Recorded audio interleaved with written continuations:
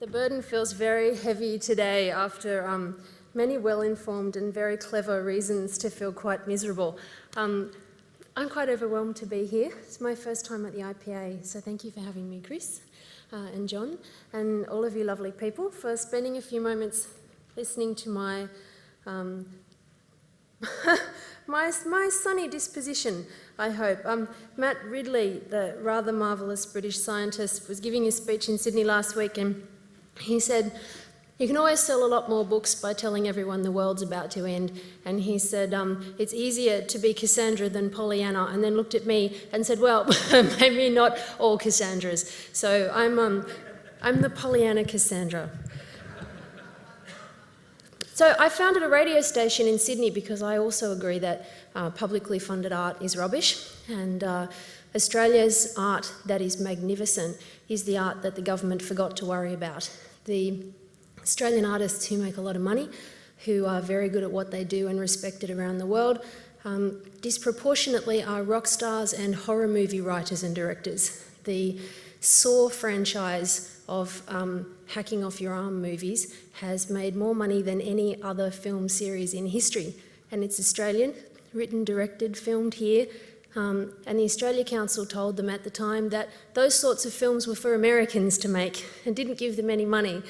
So rock and roll, very entrepreneurial, not worthy enough for the Arts Council and not political enough for the Arts Council. So some friends of mine and I built a radio station, and so I went on a very swift journey from being a young socialist to being a young capitalist after I realised that the only way to get things done was to take risks and use private money and encourage people to join in your entrepreneurial ventures. And so I had a sort of an uncomfortable path on a number of levels, because I had been obviously in the Labor Party for a long time, which I no longer am, and I'd been working in the creative arts, both very left-wing, and yet I'd had this very practical experience. How do you build something awesome? And the answer was capitalism, really. Private money, lots of risk, lots of effort. So don't panic, nearly everything is better than you think was an effort to try and celebrate capitalism in the language of a more younger, urban audience, the kinds of people who I meet in the music industry who think that being libertarian means you should vote green, and miss the point that the green movement is essentially a totalitarian movement. And it's a constant startlement to me that people who believe in personal freedom and people who don't like censorship of pornography or literature or poetry, quite happy to have all kinds of censorship of political views and public debate. And I think it's a great challenge for those of us in the liberal, in the sense of classical liberal movement, to make common cause at some point with the younger, energetic libertarians who at the moment I think are being quite successfully seduced by green politicians. So I guess my speech is basically, when we look at Western civilization, it's fed the world. 30 million people died of starvation in China in the 50s, and now China's a net donor to the World Food Programme. We could spend several days arguing about whether China constitutes Western values or even capitalism. It clearly doesn't, but the fact is Western values created the trade, and the trade, particularly in agriculture, is effectively what lifted the Chinese out of poverty. So that's a success of Western civilization. Western civilization has conquered disease and conquered the barriers of distance and tyranny of distance, conquered hunger, poverty, disease, child deaths down from 2 in 10 200 years ago to about less than 1/10 of 1%. Now, these are things that should cause us all to celebrate Western values and Western civilization and declare them an unmitigated success. And yet I kind of come to a pass where I guess the speech could be called really Why the Long Face. You go to all kinds of events, whether they're dinner parties or conferences or symposia and various worthy topics, and people will always say, oh yes, but at what cost? And you say, well, at a lower cost, usually. not to be too picky about it, but the idea that Western success has come at the price of some sort of deeper failing, that we may be less hungry, we may be taller and richer and live a lot longer, but somehow we've paid a price, a terrible, terrible price for our success. And this notion's been propagated for a long, long time. In fact, as long as there have been successful traders, there have been worried aristocrats hiring intellectuals to make the case for them that trade is bad. A lot of them achieved fame as the Romantic poets, and Romantic literature is one of my least favourite. And all those nice English period dramas about how terrible cities and factories are and how awful capitalism is and how nice country estates are where people go horse riding and other people live in ditches, as Prince Charles intends for the rest of us. Alienated aristocrats who didn't earn their money have always been worried about traders who did, and they've always paid intellectuals to tell everyone how awful the traders are. And we call that the Australia Council. So they get to hand out money to make films. I think there's a particularly awful one where Richard Roxburgh plays a public servant who gets restructured by the Kennett government, and then somehow in the course of about 3 scenes he goes from living in a beautiful terrace house in Brunswick to living on the street as a homeless man. And you think, but he's still got a tertiary education and had a nice public sector job. I'm sure Alan Stockdale didn't make him homeless. It's quite, but those are the sorts of film that the Australia Council likes to make with our money, to tell us that in actual fact Western civilisation is not successful and has sown the seeds of its own destruction. The other examples, I guess, of panics that have been invented, Fiona Stanley, when she was Australian of the Year, went round telling everybody that families were falling apart, and that was because of neoliberal economic policies. There was no and is no basis for any of that, but she was quite happy to tell people that materialism was the reason that there was a great malaise among Australian young people. And the fact is, when you look at the health material from the World Health Organisation through to the Australian Institute of Health and Welfare, you see that rates of mental health morbidity within the community have been stable since statistics were collected, and that's several hundred years in various forms.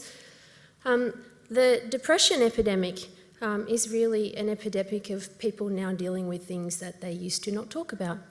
People are not sicker, they're actually more able to speak about the problems that they have, and that's a good thing, not a bad thing. We have living standards panicking. Continually in Sydney, people say to me, well, I'll accept that there's less cholera than there used to be, but what about the price of real estate in Sydney? You go, well, okay, so the human progress is measured by the price of flats in Darlinghurst.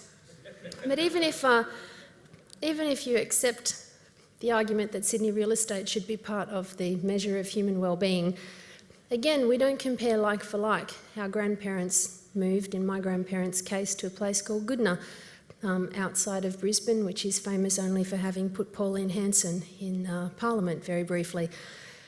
That's the sort of place a long way away at the end of a long train line with no shops and no services that people used to go for their first home. And the Sydney Morning Herald ran an article last week with a very angst-ridden young couple living in Newtown in Sydney, so Reed Fitzroy, St Kilda, saying how appalling it was that a new house was completely out of their reach forever. And I said to my husband, you know, the rent in Newtown's actually less than the mortgage in Blacktown. As the rent in Fitzroy is less than a mortgage in Frankston. But they won't go. But somehow that's Western civilisation's fault. And instead of celebrating the fact that we have homes now that are better equipped and cleaner and closer to infrastructure and services, in walking distance of excellent public schools, and I'm happy to have a conversation about how suboptimal those schools are, but by historical standards they're excellent. We don't celebrate that. We whine about the price of real estate in places where we have a lifestyle envied by doubtless galaxies of people who can't manage to live as we do. I wonder why it is that in the face of all of this success, people continue looking for the negative. And So the most compelling explanations that I've ever read have come from science. The evolutionary biologist Steven Pinker and, to an extent, Matt Ridley, whose work I'm very, very keen on, Robert Trivers, have explored for the last few decades the idea, I guess, that the human brain is actually wired for trade. Human societies that have prospered are the ones that could economically specialise. So I don't kill my own food and stitch my own clothes and defend my house against my enemies. We divide those jobs up. We work out who's best at them, trade shells to make sure we're all getting paid. These are the things we've been doing for hundreds of thousands of years, and the evolutionary biologists would say that's why your brain is wired for deal making and ledger keeping. That's why when you treat someone fairly, they're keeping track of that, which is, as humans, we do two things. One is we're very, very concerned with fairness. Deal making is at the heart of specialisation, which is at the heart of our survival as a species. It's not... There's nothing quite as magical as spirit in any of that, but I think instinctively it makes a lot of sense to me that those of us who managed to specialise had more babies than those of us who were too busy stitching our tunics to ward off the enemies. So there's certainly an argument for saying that we have been built to be highly alert for cheaters, and politicians particularly tap into our instinct on fairness. So every political party says, well, if they want to tax you, somehow it's because it's fair. If they want to take your property rights, it's because it's not fair that you're polluting the world when other people shouldn't be polluted. And whether it's fair or not, it's expected that people justify whatever plans they have on the basis of fairness. And the other thing is that humans acclimatise to success, and then we look for the next horizon. We don't settle, and it doesn't matter how much success we've had today. The future is always a place where we want to do better. And again, instead of being conscious of the fact that we've achieved so much, the past is already done and dusted. We won that. It's less interesting now. It's hard to see the past in perspective because it worked. The future is a strange and scary place full of peril. So we are still scared about the future, even though we've already conquered the past.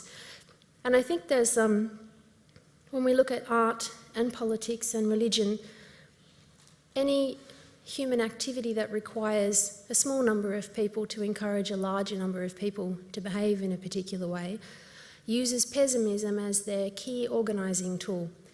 And I don't think everybody intends to do it. I think most people in religion and politics and art don't intend to do it at all, actually.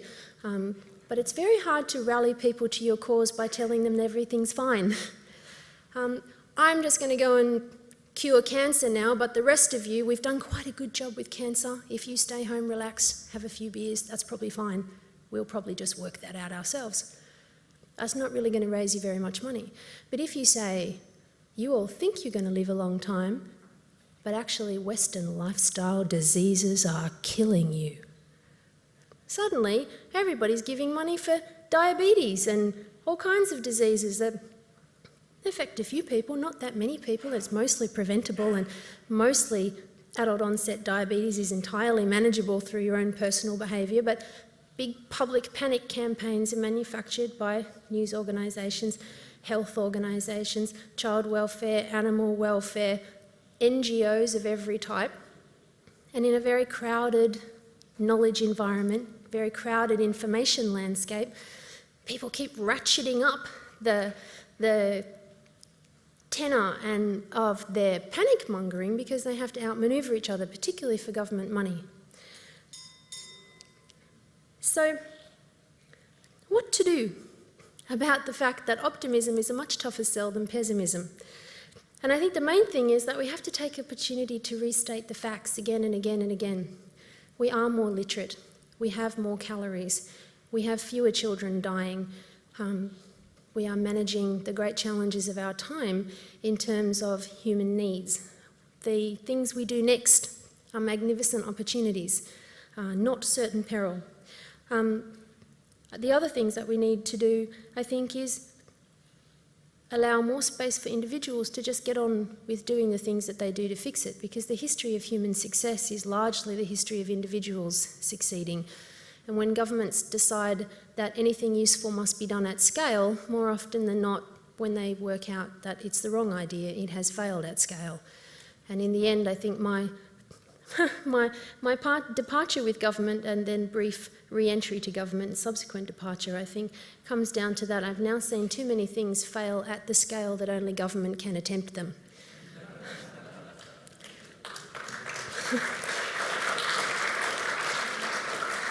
So I think that one of the things that makes me very optimistic is how many young people are genuinely freedom-loving. Their politics is very, very confused. Most of them think they're libertarians or they think they're Greens. What they actually are is Liberals. But there's no party for them at the moment. The Australian Liberal Party is a conservative party. The Labor Party was Liberal in the 90s, sort of. When I joined it, I thought it was a Liberal Party, but it's certainly not anymore. It's just a boring old socialist party again now. There isn't a movement that allows a coalition of the economically liberal people who understand the underpinnings of liberal economics for Western civilisation and its successors, and the young, freedom-loving, fun-loving, instinctive liberals who haven't really thought about their politics or their intellectual positions yet, are a large group within the community. And I find that, because I write a little bit about these kinds of things, and I have a strange audience, lots of young liberals, which is funny, no young Labor people, because they all think I'm a mad right-winger, but I do have lots of young Greens. So I have Greens and Liberals and no Labor people. So I have this kind of gut instinct, I guess, that if we emphasise all of the freedoms of Western civilisation, speech and association and ideas, and the fun freedoms too. I mean, the fact is, you guys believe in freedom, but you don't look like you're having a lot of fun, and I'm sure that you are, and you're enjoying being here today, but when the young people have fun, there's usually a lot more noise involved, and I see Leonie and Parnell over there who are engaging the young people in liberal ideas by giving them wine and dinner and nighttime activities, and I highly recommend that if you're in Sydney, you join them for that as well. So I think basically Western civilisation, if there are real challenges, they are intellectual and manageable, but we, all of us, need to stand up and defend what we've accomplished and not be ashamed or afraid of it, and never accept that materialism is a failed ideology, or that the tenets of our success have somehow brought down disaster upon ourselves. Shopping is great, and trade is great, and leisure time is great, and being free is terrific, and I think we should not apologise for the trivial and pleasurable successes of our civilisation, just as we don't apologise for insisting on the rule of law, and we should insist on the hard freedoms like property rights and law, but also if we emphasise a few of the softer freedoms as well, like a lack of censorship, we might engage more people in our cause. Thank you.